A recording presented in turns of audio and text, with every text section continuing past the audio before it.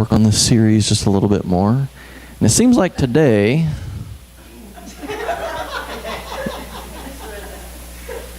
oh, the picture. Yeah, we'll get to that in a minute.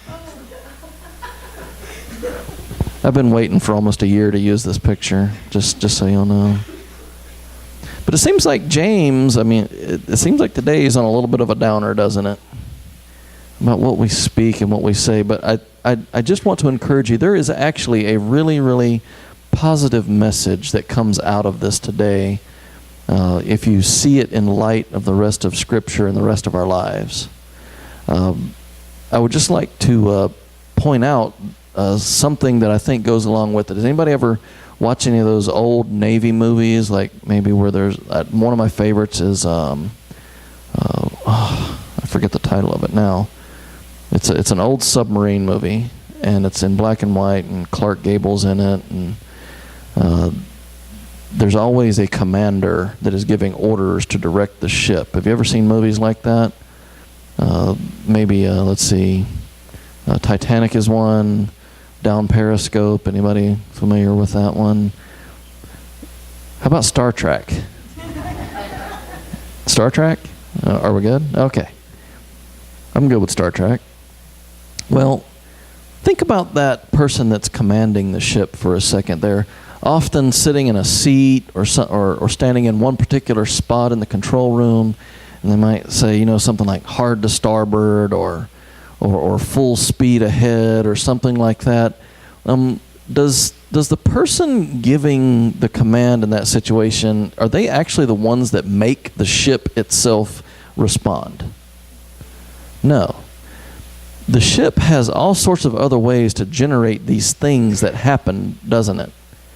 But they all have to be coordinated somewhere. And that somewhere is usually the person that's giving the orders, the person that can speak. And because the other things are bound to obey the one that is speaking, those things happen. And in a way, that's a lot of what James is talking about today, is when we speak, what's going on? Do we have something going on? There's a control thing going on. Whenever I was in the Army and I'd been in for a few years, you might be surprised at this, but once you become a sergeant, they tell you can't cuss anymore. I would like to assure you that is a difficult thing to pull off. It is an act of sanctification on the behalf of God that even came close to being achieved in my life. I was your typical everyday soldier with typical everyday soldier verbiage and vocabulary, and it was difficult. But the reason that they do that is that if you focus a lot on the colorfulness of your language, it distracts from all the other things you're trying to say. And really, if you think about what James is saying today, something similar happens if we speak and we're not in control of what we're saying. He's not talking about cussing. Cussing is only a tiny, tiny little part of what we're talking about. And it has an effect on us, but really he's talking about something that's much bigger than that. And I would encourage you that if you have this ability to use colorful language in your life, try getting rid of it. I would encourage that. I recognize that it's difficult. We live in a society and a world, especially you young folks who are in school, the people all around you are just using language that we would usually call sailor language. It's going to be really difficult not to use that. It really is, because we want to be part of the crowd. But let me encourage you to try to break the habit now. Don't get into it. Don't let it become something that affects you, because as James says, there's a control issue here, and it's not just you controlling yourself, but there's something with the human condition that goes along with what you speak. And it has to do with power. Power is an important thing. Does someone that's in command of a ship have power? When they speak, something happens. There's an authority given to them that allows them to not necessarily generate the power, but to control the power. So power is another part of this, and I think that's what James is really getting into, is the power to do something. He says that we can make a horse go wherever we want by means of a small bit in its mouth, and a small rudder makes a huge ship turn wherever the pilot chooses to go, even when the winds are strong. The winds are the power of the ship, aren't they, in what he's talking about? Back then they only had wind-powered ships, or oar-powered. But it's the person doing the speaking that's in control of that power. And for us, it tells us why we should be careful. Think about Genesis, the book of Genesis. Who are we created in the image of? God. That's right. We are created in the image of God. And we're not just an image that's just a drawing on a piece of paper or a reflection in a mirror. We are an image that has 3 dimensions. We have flesh. We have the ability to walk around and to speak and to do things. But the other thing that we have that goes along with our speech is, how did God cause creation to come into existence? He spoke it. And so, part of the image of God that is within us means that the things that we say, the things that we speak, actually have power. They have power in this world. They have power in our hearts and minds. They have power in the spirit realm that we don't see. I'll give you an example. And this is kind of a heart and mind thing. When I was growing up, I can remember lots of times when my dad would say to me, "Quit being stupid." It happened a lot. But I cannot remember for the life of me my dad ever actually looking at me and saying, "Hey, stupid." Do you see the difference? When I was acting that way, he said, "Quit acting that way." He never addressed me like that. He never said, "Hey, stupid." And I think a lot of it had to do with the way I turned out. Now, he did call me crazy, so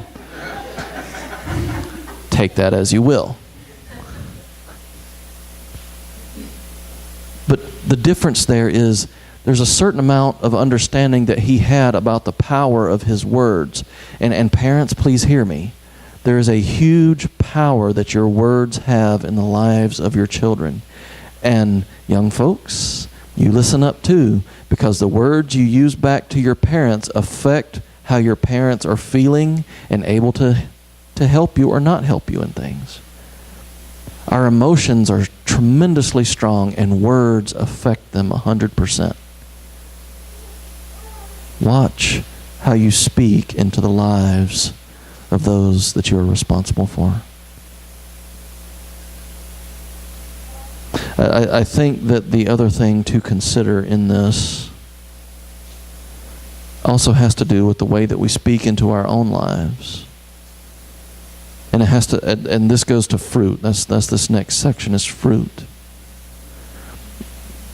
Think about what he said when he said that blessing and cursing come out of the same mouth. Surely, my brothers, this is not right. Does a spring of water bubble out with both fresh water and bitter water? And then he goes on to say, does a fig tree produce olives or a grapevine produce figs? He's talking about fruit and the effect that this fruit has. And that's actually where I wanted to bring our picture in today. If you consider for a moment, septic tanks pumped, swimming pools filled, not the same truck. It's actually a clever little piece of advertising, I think, because I think that would be a very interesting question if he didn't include that last little statement. Why wouldn't you want to have a pool that was filled with the same truck as the other thing? No, really, why wouldn't you? Germs, yes, exactly. Bacteria and all the other stuff that's, it's toxic. It is absolutely toxic. James is telling us that our fruit, depending on, and Jesus talks in Matthew 12 about some things, and one of them is that good fruit comes from a good heart and bad fruit comes from a bad heart. What are you speaking into the lives of other people? What fruit are you producing? And you even do it to yourself. If you tell yourself, I can't do this. I have no control over this situation. I have no power. I'm enslaved. I'm this, I'm that. I can't stop doing what I'm doing, or I can't start doing what I need to do. When you keep saying that continually, what are you doing to yourself? Yeah, you chain yourself down sometimes.